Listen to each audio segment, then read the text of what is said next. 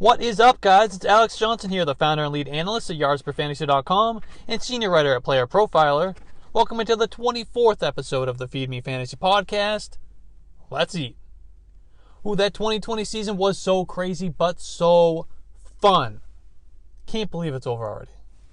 But, as sad as I am to say goodbye to the season, it does mean my favorite time of the fantasy football calendar is here.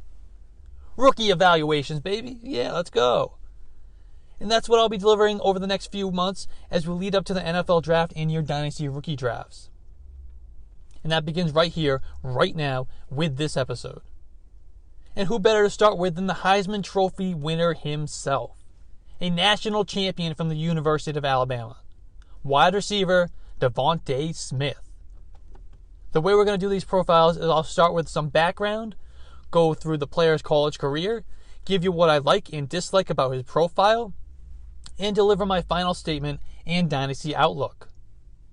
The way I prospect is through analytics. I look at the numbers. Things like dominator rating, breakout age-adjusted production, size-adjusted athleticism, and more. Then I'll consume film analysis from my film grinder friends, the ones whose eyes I really trust. I'll talk more about my process as we navigate through this series, but I figured I'd give you a little bit of a look into how I approach evaluations before we get started. But without further ado, let's get into some Devonta Smith, shall we? Devonta Smith was a 4-star recruit coming out of Louisiana's Amite High School in 2017. He received offers from over a dozen Power 5 schools, including Notre Dame, Florida, LSU, and Georgia. He ultimately chose the University of Alabama, obviously, as part of a strong recruiting class that included wide receivers Jerry Jeudy and Henry Ruggs. Smith didn't see the field much as a freshman, catching just 8 passes for 160 yards and 3 touchdowns. He continued to be outproduced as a sophomore, finishing behind Jeudy, Ruggs, Irv Smith, and freshman Jalen Waddle in receptions, receiving yards, and receiving touchdowns. Smith finished that season with 42 receptions, 693 yards, and 6 touchdowns. He finally broke out as a junior with 68 receptions and team highs in receiving yards with 1256 and touchdowns 14. After the 2019 campaign, Jeudy and Ruggs departed for the NFL, while Smith chose to return to Alabama for his senior season. With a clearer path to target, Smith exploded with 117 catches for 1,856 yards and 23 touchdowns. Huge year for Smith. He added a punt return touchdown while averaging 21.5 yards per return. A peek into the process for a moment. We like seeing guys returning kicks and seeing rushing attempts. It shows he's dynamic. His team is actively trying to find more ways to put the ball in his hands. Anyway, I digress. His incredible 2020 season earned him the Heisman Trophy. He's the first wide receiver to win the award since Michigan's Desmond Howard won it in 1991. That's 30 years ago. Before that, it was NFL Hall of Famer Tim Brown in 1987. So it's a pretty incredible feat. Smith capped off his impressive year with 12 receptions for 215 yards and 3 touchdowns, doing all his damage in the first half against Ohio State in the national championship. Smith exits his college career as the SEC's all-time leader in career receiving touchdowns with 43.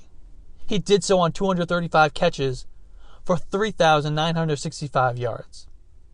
Let's look at the positives, the things we like in Smith's profile. He runs with quickness and agility in his routes. He's a fantastic and polished route runner. He has a very high football IQ. Smith was extremely productive in his last 2 seasons despite a talented wide receiver depth chart that included Jerry Jeudy, Henry Ruggs, and Jalen Waddle.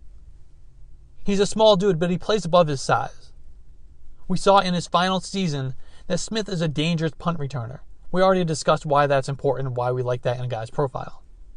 In that same ballpark, Smith is a talented runner after the catch. He presents a go-to target for his quarterback in key situations. Obviously, we don't have athletic testing numbers yet, but he is expected to test well at the NFL Combine. Smith averaged 9 receptions per game in this final season. I look for a guy to average around 6.5 or more, so 9 is fantastic. His 4.38 yards per team pass attempt is also well above the threshold, by close to 1.5 yards. Yards per team pass attempt is one of my favorite predictive metrics for wide receivers. Smith held a 54.8% share of his team's receiving touchdowns. And finally, while we knock him for being outproduced by these guys as a sophomore, in 2019, Smith held a 21.2% target share despite competing with Jeudy, Ruggs, and Waddle. On the negative side, this list is much shorter. The obvious is his size. We really don't see any wide receiver ones built as thinly as Devonta Smith. I mean, I typically don't like guys under 200 pounds, so 175 pounds is a massive red flag to me. We'll see what he weighs in at the combine, but this is a concern. In fact, since 2000, only 3 wide receivers have recorded a 1,000-yard season who have weighed under 180 pounds. That's Steve Reston, John Brown, and Deshaun Jackson. So it is a concern. We also knock him for not being an early declare. The data tells us wide receivers who declare early have a higher hit rate at the NFL level. This is just about probabilities, not a huge knock considering his production over the 2019 and 2020. In that same realm, his 20.8 junior season breakout age is in the 42nd percentile. And finally, and this could have something to do with his size, obviously, but Smith struggles to fight through contact at times. Alright, so we've looked at his background, looked at what we like and we don't like in his prospect profile, so now let's bring it all together for a final determination. Devonta Smith was incredibly productive over his final 2 seasons at Alabama. We made that pretty clear. He's extremely talented as a route runner and dynamic with the ball in his hands. Smith will be a top 15 pick in the NFL draft and is an ideal fit as a Z receiver with the versatility to play anywhere on the field. His technical skills, athleticism, versatility, and high football IQ will allow him to have an immediate impact in any NFL offense. Of course, the concerns lie in his thinly built frame and lack of breakout prior to his junior season. These are 2 big boxes he fails to check and will cost him the title of wide receiver 1 in this class. Why was he outproduced by his fellow sophomores, Jeudy and Ruggs, and a freshman, Waddle, in 2018? It's a fair question to ask. However, he made up for it thanks to his massive breakout over his final 2 seasons. So it won't be enough to keep him out of the first round of both the NFL draft and Dynasty rookie drafts. That's going to be a wrap for today, though. If you're not already, please follow me on Twitter at @A_JohnsonFF and the site at YardsPer. Also, please be sure to rate and review. It really helps me a lot and is much appreciated. Thanks, guys. Cue that music.